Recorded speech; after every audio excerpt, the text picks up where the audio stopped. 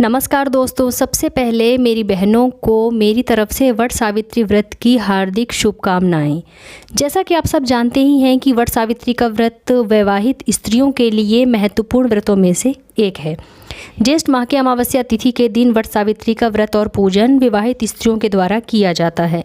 इस वर्ष यानी कि 2023 में 19 मई दिन शुक्रवार को वट सावित्री का व्रत और पूजन किया जाएगा। इस व्रत में सभी सुहागिन महिलाएं अपने पति की लंबी आयु और अखंड सौभाग्य की प्राप्ति के लिए वट वृक्ष की पूजा आराधना करती हैं। वट सावित्री की पूजा करने के बाद सावित्री और सत्यवान की कथा हमें सुनाई जाती है, जिसमें पतिव्रता सावित्री अपने पति के प्राण यमराज के मुख से वापस लेकर आती हैं।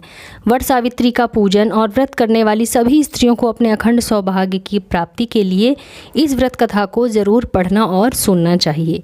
तो आज के इस वीडियो के माध्यम से मैं आप लोगों को वट सावित्री की व्रत कथा सुनाने जा रही हूँ, जिसे आप व्रत के दिन ज़रूर सुनिएगा। तो आइए कथा का आरंभ करते हैं। बहुत समय पहले की बात है। भद्र देश के एक प्रतापी राजा थे जिनका नाम अश्वपति था। भद्र देश के राजा अश्वपति के कोई संतान न थी। उन्होंने संतान की प्राप्ति के लिए मंत्रोच्चारण के साथ प्रतिदिन 1 लाख आहुतियाँ दी। 18 वर्षों तक यह क्रम जारी रहा। इसके बाद सावित्री देवी ने प्रकट होकर वर दिया कि हे राजन, तुझे एक तेजस्वी कन्या पैदा होगी। सावित्री देवी की कृपा से जन्म लेने के कारण से कन्या का नाम सावित्री रखा गया। कन्या बड़ी होकर बेहद रूपवान हुई। योग्य वर ना मिलने की वजह से सावित्री के पिता बहुत दुखी थे। उन्होंने कन्या को स्वयं वर तलाशने को भेजा। सावित्री तपोवन में भटकने लगी। वहाँ साल्व देश के राजा धूम्रसेन रहते थे। क्योंकि उनका राज्य किसी ने छीन लिया था, उनके पुत्र सत्यवान को देखकर सावित्री ने पति के रूप में उन्हें वरण कर लिया। ऋषिराज नारद को जब यह बात पता चली तो वह राजा अश्वपति के पास पहुँचे और कहने लगे कि हे राजन, यह क्या कर रहे हैं आप? सत्यवान गुणवान है, धर्मात्मा है और बलवान भी है, पर उसकी आयु बहुत छोटी है, वह अल्पायु है। 1 वर्ष के बाद ही उसकी मृत्यु हो जाएगी। ऋषिराज नारद की बात सुनकर राजा अश्वपति घोर चिंता में डूब गए। सावित्री ने उनसे उनका दुख का कारण पूछा तो राजा ने कहा, पुत्री, तुमने जिस राजकुमार को वर के रूप में चुना है वह बहुत ही अल्पायु है। तुम्हें किसी और को अपना जीवन साथी बनाना चाहिए। इस पर सावित्री ने कहा कि पिताजी, आर्य कन्याएं अपने पति का एक ही बार वरण करती हैं। राजा एक ही बार आज्ञा देता है और पंडित एक ही बार प्रतिज्ञा करते हैं और कन्यादान भी एक ही बार किया जाता है।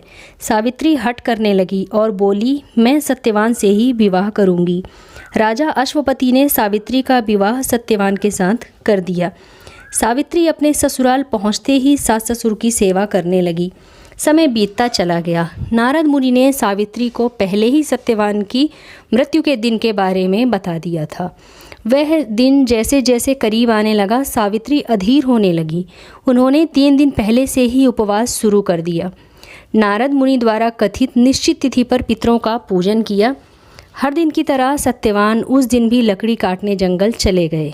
साथ में सावित्री भी गई। जंगल में पहुंचकर सत्यवान लकड़ी काटने के लिए एक पेड़ पर चढ़ गए। तभी उनके सिर में तेज दर्द होने लगा। दर्द से व्याकुल सत्यवान पेड़ से नीचे उतर गए। सावित्री अपना भविष्य समझ गई। सत्यवान के सिर को गोद में रखकर सावित्री सत्यवान का सिर सहलाने लगी। तभी वहाँ यमराज आते दिखे। यमराज अपने साथ सत्यवान को ले जाने लगे। सावित्री भी उनके पीछे पीछे चल पड़ी।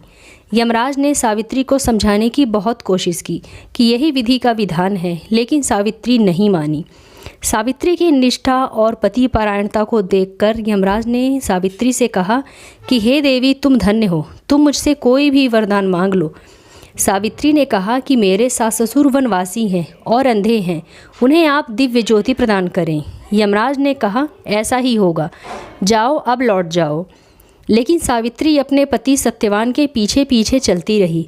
यमराज ने कहा, देवी तुम वापस जाओ। सावित्री ने कहा, भगवान, मुझे अपने पतिदेव के पीछे पीछे चलने में कोई परेशानी नहीं है। पति के पीछे चलना तो मेरा कर्तव्य है। यह सुनकर उन्होंने फिर से उसे एक और वर मांगने के लिए कहा। सावित्री बोली, हमारे ससुर का राज्य छिन गया है, उसे पुनः वापस दिला दीजिए। यमराज ने सावित्री को यह भी वरदान दिया और कहा, अब तुम लौट जाओ। लेकिन सावित्री पीछे पीछे चलती रहीं। यमराज ने सावित्री को तीसरा वरदान मांगने को कहा। इस पर सावित्री ने 100 संतानों और सौभाग्य का वरदान मांगा। यमराज ने इसका वरदान भी सावित्री को दे दिया। सावित्री ने यमराज से कहा कि प्रभु, मैं एक पतिव्रता पत्नी हूँ और आपने मुझे पुत्रवती होने का आशीर्वाद दिया है। यह सुनकर यमराज को सत्यवान के प्राण छोड़ने पड़े। यमराज अंतर्धान हो गए और सावित्री उसी वटवृक्ष के पास आ गई जहाँ उसके पति का मृत शरीर पड़ा था। सत्यवान जीवंत हो गए और दोनों खुशी खुशी अपने राज्य की ओर चल पड़े। दोनों जब घर पहुँचे तो देखा कि माता पिता को दिव्य ज्योति प्राप्त हो गई है। इस प्रकार सावित्री सत्यवान चिरकाल तक राज्य का सुख भोगते गए। अतः पतिव्रता सावित्री के अनुरूप ही प्रथम अपने सास ससुर का उचित पूजन करने के साथ ही अन्य विधियों को आप प्रारंभ करें। वट सावित्री व्रत करने और इस कथा को सुनने से उपवासक के वैवाहिक जीवन या जीवन साथी की आयु पर किसी प्रकार का कोई संकट आया भी हो अगर, तो वो भी टल जाता है। इस व्रत को करने से वैवाहिक जीवन से जुड़ी सभी समस्याएं दूर हो जाती हैं, पारिवारिक जीवन सुखमय बनता है और हमें संतान की प्राप्ति होती है। इसलिए सुहागिन महिलाएं ज्येष्ठ माह के अमावस्या के दिन वट सावित्री व्रत पति की दीर्घायु के लिए करती हैं और व्रत कथा सुनती हैं। धन्यवाद।